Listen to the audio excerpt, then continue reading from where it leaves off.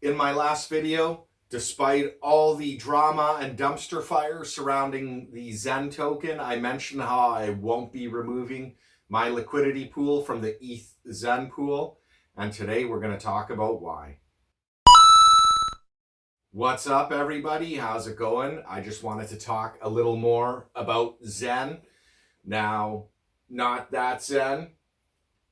I'm talking about the Xen that's going to be launching on Pulse Chain. Not that Xen either. I'm talking about this Xen.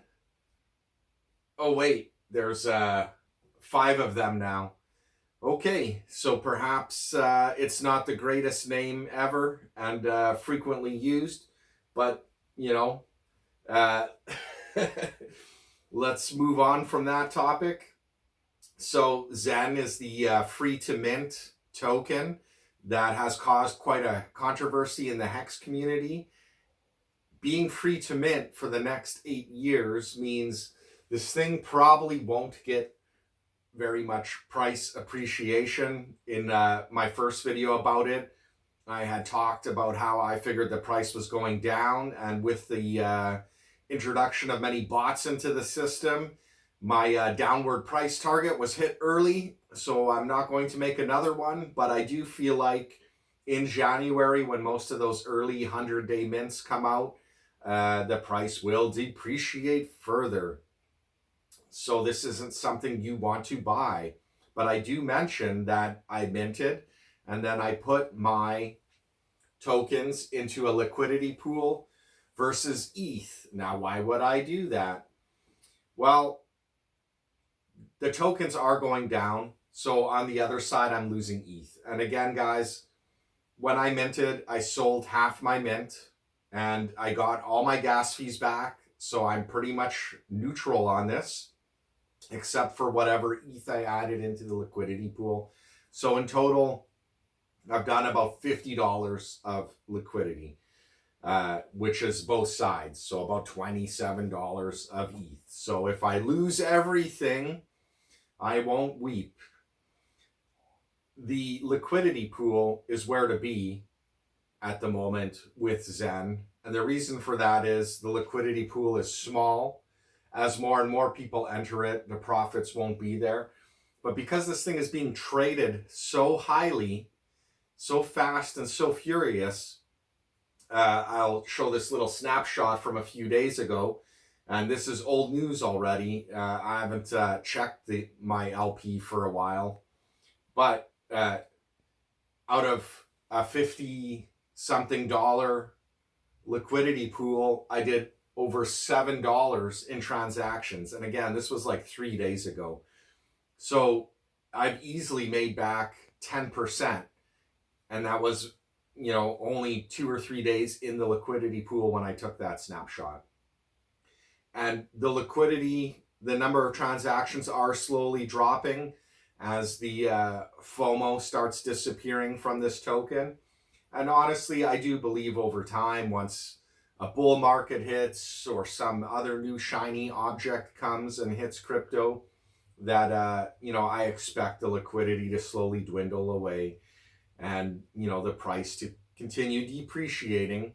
And then at that point, I will probably have a large bag of Xen, you know, and again, by large, I mean in numerical size, not necessarily in value, and I don't really care. So that is my play with Xen.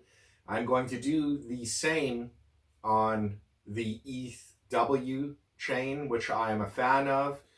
Many of you who may have watched my videos before know that I got into crypto through mining.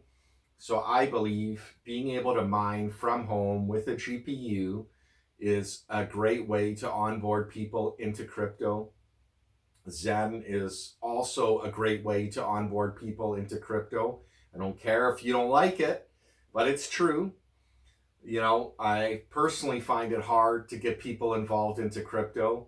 But lately, when I mention, oh, well, now's a good time to get in because of the Pulse Chain snapshot that will eventually be happening. And then, oh, by the way, there's this free thing you can mint.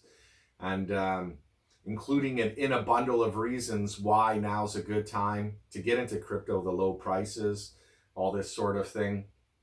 It adds perceived value. And I mean, once you onboard somebody into crypto, you would never have them invest it all in Xen or even tell them that it's the next 1000x or 10,000x token. It's not. I mean, it's free to mint for 8 years. So like, you're going to be able to get it for free for 8 years. Where do you think the price is going to go? Somebody over there is giving pencils away for free. And over here, there's the art supply store that's selling them for $1. Who's doing more business, right? Like, come on, guys. So those are reasons why I like Xen. Going back to the Ethw pairing, I didn't do as many mints on Ethw. I did some. The truth is I'm personally getting tired of it. I mean, doing all these mints takes up a lot of headspace, you know, especially if you're doing 3 or 4 or 5 day mints. And then it's like, oh, what account was it? Which MetaMask, which device, you know, because I separate certain accounts by device, and wallets that I might have on my phone, I don't have a lot of crypto in there. And I lost interest. I went to go mint on BNB, didn't have any interest. Like, I started clicking on MetaMask and loading up BNB, and I was like, you know what? I don't care anymore. And I feel like there will be a lot of people in that camp where, yes, this was fun and interesting, and I played around with it and maybe did a little bit of liquidity in the LP and made $3 an hour for my time spent. I mean, it's just, the only stickiness that it has is the fact that you gotta, you know, time it for your claim or for your stake. And then beyond that, it's really just an onboarding thing. A lot of people are saying it's like Hex or it's the new Hex. And that's another thing I wanted to get into, is like this infighting in the Hex community over Xen. So, you know, I was listening to Crypto Banter yesterday, and that's part of the reason why I decided to make this video. And, you know, I like their show, and this is what they said. Oh, this is a big story. This is a big story. So this is wild. This is there is a new fork of Hex. Okay, so the Hex community is in the shambles. Last week, a Hex clone called Xen or Xen that has all the features of Hex, longer pays better, locking up coins without the stink attached to the origin, to the Hex origin address. So what happens is someone created something exactly the same as Hex without the Richard Hart origin address. All the plague Hexicans seem to be all in Xen, while the diehard Hexicans are frantically defending Hex with arguments such as Hex has a better community, with these tweets drawing even more people from Hex to Xen. Been fun seeing it all go down. Anyways, just thought you might find that funny. So the one one issue with Hex is that Hex has the origin address, which is probably Richard Hart's address. And someone's just taken the same software, same features, and said, well, let's do the same thing without the Richard Hart address. So we know that there's no big whale on the other side who could potentially drain this or collapse the whole Ponzi, if you want to call it that. So they're talking as if Xen is like a direct fork or copy of Hex. And that honestly couldn't be further from the truth. All this Hex infighting and arguing is presenting a false image to the public at large. This is not a good thing, folks. Like, we really need to get the message straight. Nobody's investing in Xen as the next 10,000x. It wasn't designed to be 10,000x. Jack Levin's clear, is its purpose is to get people interested in crypto and to be interesting and to have something to play around with. You're minting it for free for the next 8 years. Hex was not like that. The only similarity between the two is that there's a staking function. But beyond that, the launch was completely different. You know, everything about it is different. I can't really find anything the same or any similarity other than Hex allows you to stake for 5,555 days. Xen allows you to stake for 1,000 days. And even the staking is different. I mean, the staking with Xen starts at 20%. With Hex, the inflation rate is 3.69. So obviously, a 20% inflation rate with free to mint or, tokens, it kind of reminds me of Embers, the token from like 2014, 2015, a hyperinflationary staking token. And all those tokens back then, when that was a thing, they've all fizzled away into obscurity. Xen is kind of like that. But its idea was just to onboard people, to get them to use MetaMask, to get them to have a wallet, to get them to get onto a chain however they can, right? And they have different chains, Polygon, BNB, Ethereum, and then for somebody who's maybe 16 years old at home with a gaming computer, they could mine Ethw and onboard themselves that way into crypto. It's just a crypto onboarding tool. It's not competition for Hex and never will be. So that leads me to another point that I have is I don't understand why there's all this infighting. I mean, I woke up this morning, there's frost, Halloween's coming. I got one of the pumpkins from the garden here. And Richard Hard and others in the community call this a vampire attack. Very Halloween, very in season, I guess. The most famous vampire attack is the sushi swap versus Uniswap. And so when I think of vampires, I think of scary Halloween type things.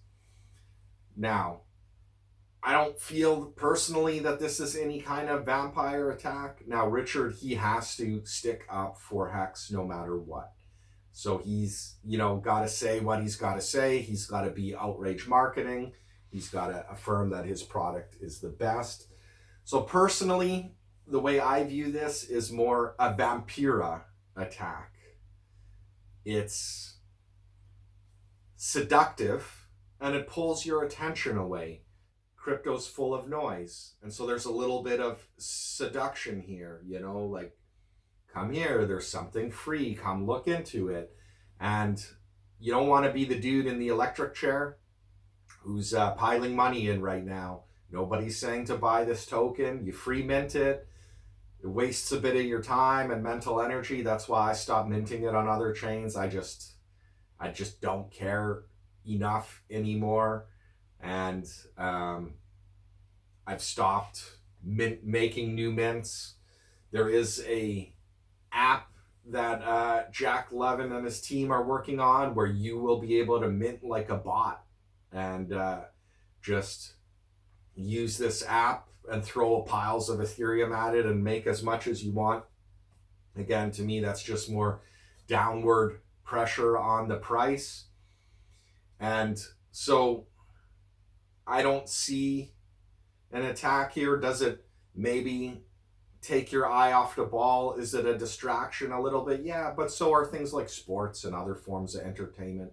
This is a crypto entertainment or onboarding tool.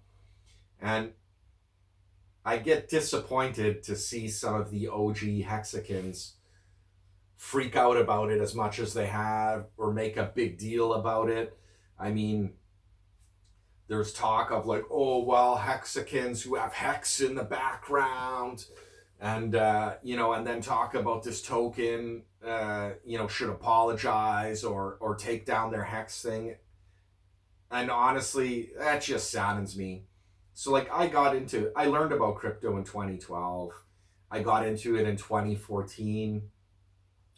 And, I really like Bitcoin. In fact, back then when I got in, all crypto was called Bitcoin. So like even if you were into Dash or Doge or Redcoin, when people asked what's your hobby, you would just call it all Bitcoin. It was all Bitcoin. In fact, my first vlogs that I ever posted to YouTube, I called them Bitcoin vlogs, even though I wasn't even talking about Bitcoin in any of them. The brand was that powerful. But slowly, the Bitcoin OGs, guys like Jimmy Song and, what's that guy? The Tone Vase. The mentality became really exclusionary, like, oh, that stuff's not Bitcoin, blah, blah, blah. And if you look at anything else, you're wasting your time and money. And in those early days, I had no way to onboard into crypto. Like, I was excited for it, but there was nowhere I could go. The only way to get it where I lived was like you could send weird wire transfers to strange addresses and hope, like, or strange bank accounts through your local bank, which eventually they shut that down. But you would do a wire transfer and then hopefully somebody would send you these coins. So I onboarded into crypto through mining, GPU mining to start, and then I bought ASIC. When I did that, one of the first things I mined was Doge. And so I had fond memories of Doge. And I think having easy ways for people to onboard into crypto is a net benefit. But what really discouraged me at that time, or kind of turned me off the whole Bitcoin thing, was the constant narrative of everything else is trash and everything else is a waste and we're the one true crypto, and we're just telling you this because we don't want you to get wrecked. We're just telling you to sell your Ethereum for Bitcoin because we don't want you to get wrecked. And look, Ethereum did better than Bitcoin. And then, it continued when Hex launched out. Wow, that's a scam, this and that. And, and of course, I did better with Hex than with anything else I ever had in my entire crypto experience. I feel like when I see Hex OGs droning on about how bad it is to talk about other things and to not acknowledge their presence, and to kind of be like a gatekeeper, look, you're doing a real disservice. Honestly, we all love Hex. That's why we're here. That's why people have Hex logos. And yes, there is a tiny little percentage of people that are misusing it to do a vampire attack. But overall, I don't feel that this is the case. A lot of people shill to Hexicans because Hexicans have fared well. They're a strong community. They're an intelligent community. It's a compliment. Like where I live, in the city I live in, the postal code that you are in changes what kind of coupons you get in the mail. So like wealthier neighborhoods get better coupons, period. That, I have a house in the city that's not known as a great neighborhood, and so the coupons I get suck compared to the coupons that I see other people getting. And it just is what it is. So Hex being a successful community, it is going to attract a lot more giveaways. Here's free things, here's airdrops, because people look at these folks. They're all successful, doing well. We want them to join our community. So this is going to be the norm going forward. Freaking out about it isn't going to help. I kind of feel like the best thing to do is to say, look, Hex is designed to appreciate in price. It's designed to be a safer store of value than Bitcoin. And one day, Bitcoin will hit an all-time high. That will never be broken. And one day, Hex will too. But the difference between the two is because you can stake Hex, even if one day at some future point it hits an all-time high that it never goes back to, you still have a store of value because of the yield. And so this makes it different than any other crypto. It has a first mover advantage in that realm. And it doesn't really compare to the staking of other coins. Like there were staking coins in the past, but a lot of them were hyperinflationary. Their metrics sucked. There was no time locking. Hex took a kernel of an idea and just made it awesome. And now it has first mover advantage in that space. let's take a look at, say, Wise Token. What happened to them? You know, they launched, things started to suck for them because of the gas fees. They kind of did what Xen did and went on all kinds of chains where you could get your Wise tokens everywhere. I think they were on Tron and B and all this kind of stuff. I'm not exactly sure even. But now they're gone. Just a memory. They came and left. And, you know, Hex is here to stay. The community's here to stay. And I just want to be positive and upbeat. And I look, and when you go to a fresh computer and you open up a new window and you search for Xen, you find a lot of Hex content. This is a good thing. You know, in some ways we can spin the infighting to, when people find out about Xen, they'll want to move on and say, well, this was fun. I minted my $5 worth of, you know, my play token here. And then what's the real crypto?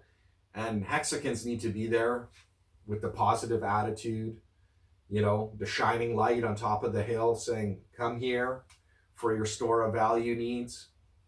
You know, come here for price appreciation. We got Pulse Chain launching soon. There's PulseX. I'm very excited about these things. And let's just go back and be that community we were before, filled with memes and laid back good times, and enjoy this journey together. Anyways, thank you very much for watching my ramblings here. I appreciate it, especially if you made it to the end. And hope you all have a great day.